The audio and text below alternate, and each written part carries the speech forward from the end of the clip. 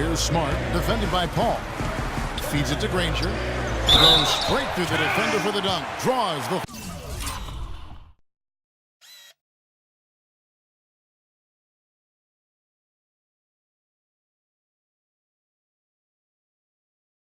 foul. He'll go.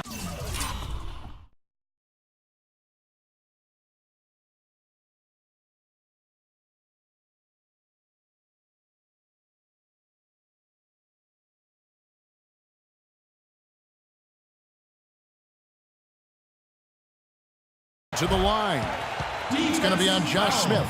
Tell you what, he can do a lot more damage to that rim than that when he wants to. And you know, Clark, with the lead they're enjoying, I'm surprised he didn't put a little something extra on that one. Me too. Well, I'll tell you what, I'm glad he didn't, because otherwise we'd probably have a 45-minute delay here if he shattered the backboard. Crawford outside. He feeds it to Griffin. Granger with the defensive effort. Those are chances almost always you can rely on him to get you 2 points, but the D just enough to keep him out of rhythm. Beasley outside. Down to 5 on the shot clock. And again, it's Sacramento converting.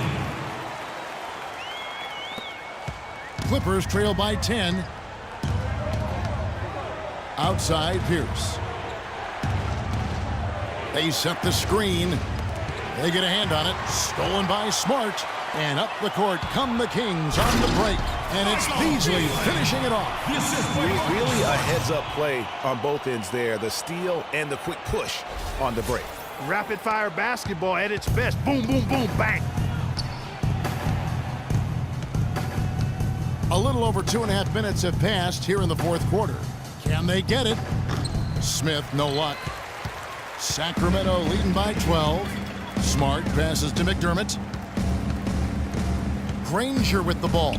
Now Pierce defending. Granger kicks to Cauley-Stein. Off the mark from 16 feet out. Clippers have gone 2 of 4 from the field since we started the final quarter of play. Picked by Griffin. To the middle, knocked loose, and it's Smith finishing it off. Cutting into that lead a little bit. Way to finish. And the basket is still shaking. Oh, I mean, he has got power in bunches on that two-hand. Beasley with a screen on Griffin. Back to Beasley, and he comes off the screen and slams it through. And really just led him to his sweet spot for that finish. Over 3.5 minutes through the final quarter now. Paul outside. Pierce with a wide open look. Good, and Paul gets the assist. And that's now 10 points for Paul Pierce. A tough first half, but it's been a different story here since the break. Passes to Beasley.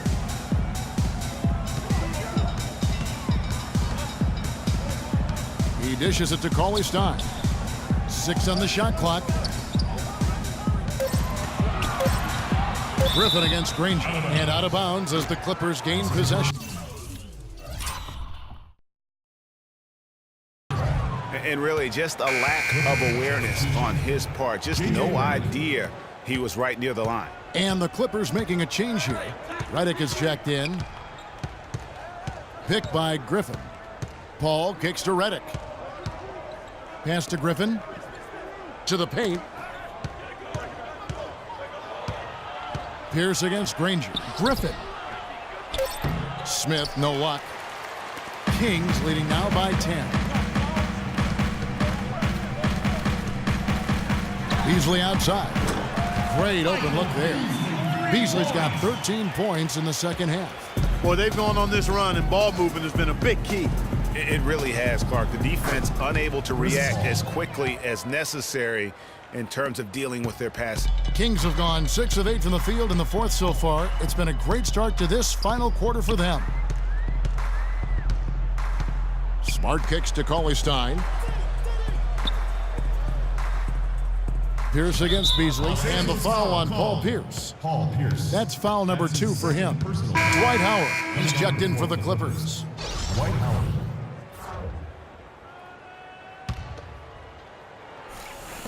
So it's Sacramento. 17 points was their biggest margin. It's been a nice game for Michael Beasley. He's got 13 points, and he's put 1 3-pointer on the board. You know what, though, Clark? It wouldn't be a bad idea going forward to try to let him do a little more damage from beyond the arc. And a moment to look at the scoring approach in terms of where the points are coming from for the Kings. Anytime you get as many points in the paint as they have, you know you've got a good thing going, and you just want to keep it going. And we're also seeing that power game on the interior, really just putting on a clinic when you talk about post play. Kings leading now by 13. And Russell gets it to go. You know what? They're winning, though, despite the fact that he has just been really off. And he gets it to go. And that's 15 points for Howard. Yeah, one of the few bright spots for his team. I mean, he's had a very efficient offensive performance. No telling how much larger the lead would be if it wasn't for his shooting. I mean, come on, this guy's kept them in it. Impeccable from the line since halftime. No misses yet. You can't do much better than that, guys. Well, the game's getting bigger, going international. But at least in the U.S., it really seems the game is going indoors. Back in the day, the legends of the game still played on the blacktop. That's becoming a thing of the past. Michael Kidd-Gilchrist is checked in for the Kings. They set the pick. Pick by Griffin. And Embiid with the block. And he's able to get it back. That one goes. Count it. 17 points for Howard. Sacramento's gone 2 of 3 in the fourth quarter from long range. Good shooting so far. Outside, Russell. On deep, McLemore. Shot is off. And the Clippers will go the other way with it. And Clark, they're going to have to make a pretty big comeback here. Yeah, I think so, but I don't think the clock is a factor right now, at least not yet. I mean, they don't need to change their pace of play. Keep attacking. I'm not really sure. I think it's be a mistake to let the shot clock get under 10 seconds from here on out. And he gets contact and the whistle on the shot. 2 shots coming up.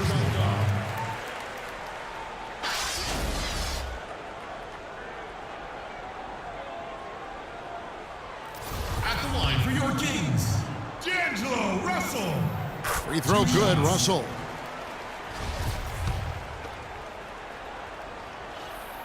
And so he's able to get 1 of 2. He's done a much better job of getting to the line here. Aggressively taking it inside and not shying away from contact. I thought he was settling a bit in the first. Howard draws the double. Screen by Howard. 5 to shoot. Tries to hit him. Got a piece of it. And they turn over the 24-second buzzer, signaling the shot clock violation. Kings ball.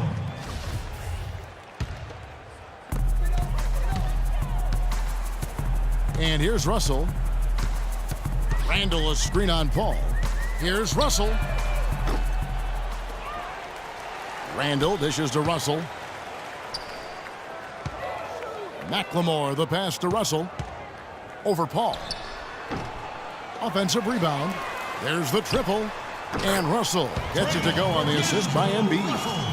And it's 8 points for D'Angelo Russell. And he has starting to turn it on now after that slow start.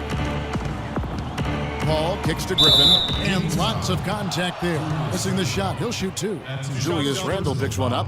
Blake Griffin doing all sorts of things. He has 9 rebounds, and also those active hands of his have led to a pair of steals. He can just change a game with his defense, and he's thrown off their rhythm completely the last several possessions. Good on the second free throw. And here are the Kings now. Picked by Randall. The drive by Russell. Gets a hand on it. It's good on the putback. 33 points for Joel Embiid. They have been board dominant in this game. That's definitely been a factor in crafting this huge lead. And it's been a well-rounded performance. I mean, strong rebounding has certainly been at the center of it, but it's been good on a number of levels. They get the rebound. Second chance shot. And Embiid with the block. Puts up a 3. Again, Russell missing. frozen. The guy is just ice cold, unable to contribute offensively. The shot by Redick, no good. Oof, rough game offensively. He's really struggled and really probably why they're trailing. From deep three-point range, and Russell gets it to go. Russell's got 11 here in this quarter alone. Boy, he's having a great half here. Exactly the opposite of the first. Paul with the ball. Outside Griffin. Paul outside. Screen by Howard. 4 on the shot clock. Fires from deep. But they'll get another chance. Multiple possessions have been the story of the game, and even with the big lead, this team continues to be quicker to the ball. Paul kicks to Howard. Takes it up with both hands and rips it down. And he can time his passes so perfectly. Wow, what an assist. Randall, a screen on Paul. The drive by Russell. Laid in with a nice touch off the glass. Russell's got 13 points in the second half. And he's starting to show that killer instinct this quarter, looking to extend the lead.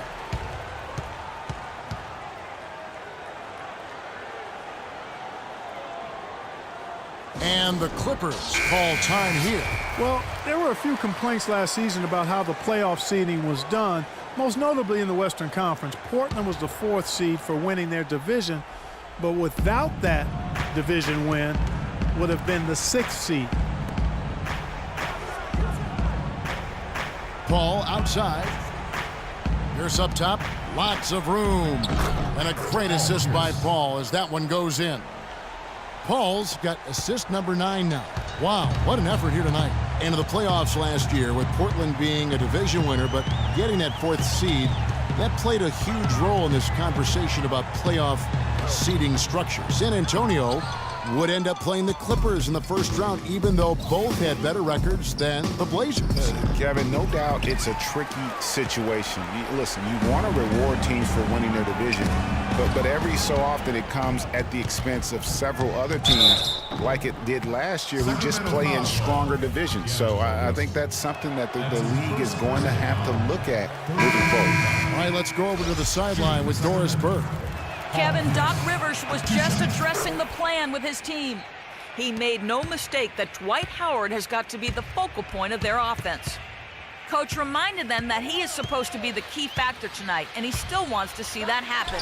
He mentioned one more thing, which is that he'd like them to get out and run whenever they get their hands on the ball. Let's play this game at top speed. Those were his exact words. A few late-on-the-fly adjustments as the situation gets more desperate for them. It's going to be a tough hill to climb, guys. Thanks, Doris. And one team is just completely outclassing the other tonight. Spirited performance, and it really ignited what is turning out to be a monster win here for the Kings. But Steve, you don't see this kind of a blowout often. But tonight, this is a quality win across the board to deliver out Clark this kind of punishment to. Well, you know what? I thought they did a nice job of playing against the game. They kept the pressure on and clearly were dominant in every area. And on the year, looking at their record, this game will make it 49 wins. And on the season, this is going to be their 3rd win in 4 games against this team. And you could see, Greg, how badly they wanted this win. For 2 very familiar opponents, a win in the season series really carries an awful lot of extra weight. And beyond the actual result of this game, fans are going to look back and see this was just a monstrous performance for Embiid. Every time he shot it, it seemed like it was going to drop in. And if it didn't, everyone was surprised. Embiid the screen. 3-pointer. Nice work on the boards, paying off with the basket. Embiid's got 35. And they feel good about this win tonight, guys, defending their home court. I agree. Job well done. They gave these fans exactly what they wanted.